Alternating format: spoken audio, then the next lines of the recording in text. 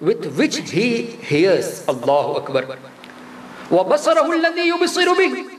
Allah Tabaraka wa Ta'ala becomes his eyes with which he sees. That means the pious servant of Allah, a wali of Allah, Allah says about himself, about this wali, that I become his eyes, I become his ears. Whereas Allah Tabaraka wa Ta'ala is free from eyes, but Allah Ta'ala sees. Allah Tabaraka wa Ta'ala is free from ears, but none can say that Allah is not Samir. Allah is Samir, Allah is Basir. Allah Tabaraka wa Ta'ala is free from all the things. Nothing is needed. Allah is all aware, all knowing. He is Samir, He is Basir, He is Khabir, He is Alim. So what does this mean? Allah Tabaraka wa Ta'ala has given some special powers to His awliya, that with the noor of Allah Tabaraka wa Ta'ala, they can see which we cannot see. They can hear which we cannot hear. There is a huge difference.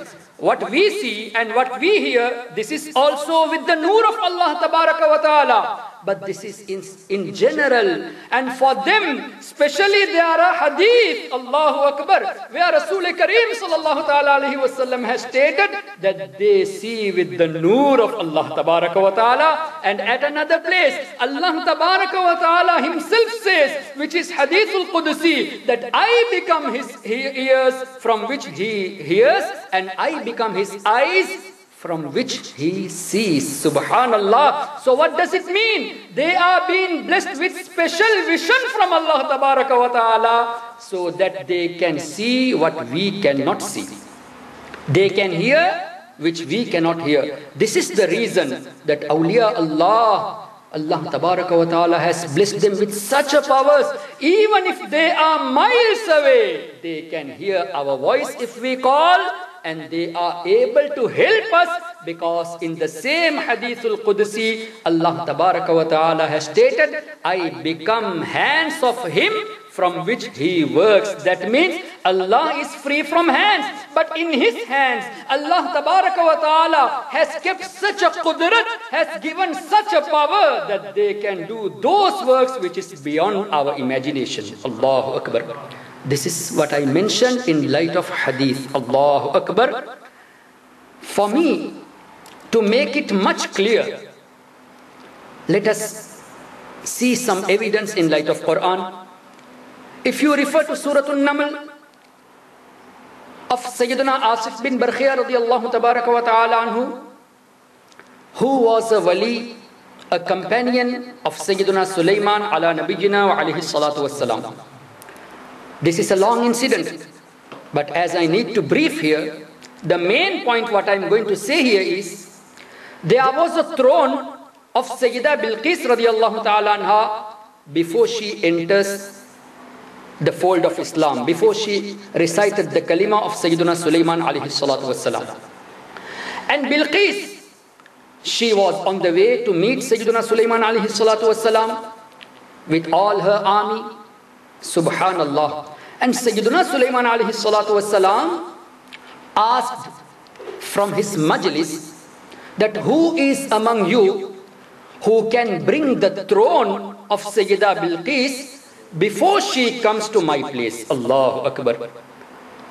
When Sayyidina Sulaiman alayhi salatu wassalam said this, that means Sayyidina Sulaiman alayhi salatu wassalam is being blessed with the knowledge of unseen, the ilmul ghaib, from which he got to know that Bilqis is having a throne which is huge in size and which is filled with gold and silver or diamonds. Allahu Akbar. And this is not invisible from the eyes of Sayyidina Sulaiman alayhi salatu wassalam. He sees that. That is the reason he says, which is mentioned in Quran, that who among you is able to bring that throne of Bilqis in my presence before Bilqis arrives here. Allahu Akbar. قال عفريت من الجن أنا آتيك به قبل أن تقوم من مقامك. A jinn, he said, oh Sayyidina Sulaiman alayhi salatu wassalam, I will bring it to your presence, in your presence, in your court, before the majlis gets over. But the wish of Sayyidina Sulaiman alayhi salatu wasalam was, it should be presented even before that. Allahu Akbar. So what does it mean? The jinn who was in the court of Sayyidina Sulaiman alayhi salatu wasalam, he had this power to see where that throne is, to go there, to fetch it and come back to the court of Sayyidina Sulaiman alayhi salatu wasalam, which was at a distance of 2 months journey. If you refer to the tafsir, you will get to know all the details. So the jinn, he was aware where the throne is. He was able to reach that place. And he was able to come back with the throne in the court of Sayyidina Sulaiman alayhi salatu wasalam within few hours, whereas the journey was of 2 months. Allahu Akbar. And again the will of Sayyidina Sulaiman alayhi salam, that it should reach me even before that. What does it mean? Sayyidina Sulaiman alayhi salatu wasalam was aware that there are so-called people also, those who can do this even faster. Allahu Akbar. Then a wali of Allah in tafsir named as Asif bin Barkhiyah radiyallahu ta'ala anhu, who is a companion of Sayyidina Sulaiman alayhi salatu wassalam, قال الذي عنده علم من الكتاب أنا آتيك به. Oh Sayyidina Sulaiman alayhi salatu wassalam, I will bring that in your majesty's presence. Subhanallah. When? أنا آتيك به قبل أن يرتد إليك طرفك. Oh Sayyidina Sulaiman alayhi salatu wassalam, I will bring that throne in your presence before you bat your eyelid. Allahu Akbar. Now tell me, how long does it take to bat the eyelid? To close the eyes and to open back, to wink the eyes? Does it take 1 month or 2 months time, which is the journey, to go to that place? No. Does it take even 1 hour to blink the eye? Not even a minute, not even a second. And again see the words in Quran. قَبْلَ أَنْ يَرْتَدَّ إِلَيْكَ طَرْفُكَ. Before you bat your eyelid. That means you don't need to close and open it, or open and close it. Even before that, he is able to bring that throne in the court of Sayyidina Sulaiman alayhi salatu wassalam. This is not we say. It is mentioned in Quran. Who can reject? Who can say da'if? Who can say fabricated? Does he want to go out of the fold of Islam by calling any verse of Allah tabaraka wa ta'ala as da'if or fabricated? He cannot. Allahu Akbar. So now what was the result? They claimed that we will bring it.